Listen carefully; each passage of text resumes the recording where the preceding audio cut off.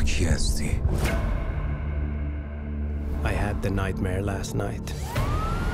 I was back in the fire. But this time it was different. You were in it too. Everything's going to be fine. I have to go back.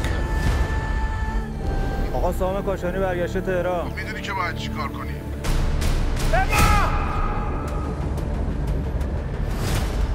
زنمو دزدیدن. یا پیگیری کنن خبر شد بهتون اطلاع.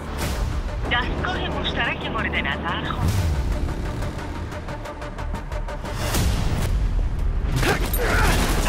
چرا دنبالم میکنی؟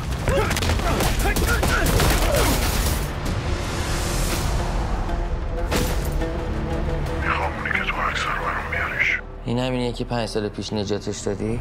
آره، شاهین. اومدم رئیستون رو ببینم. برو پایین.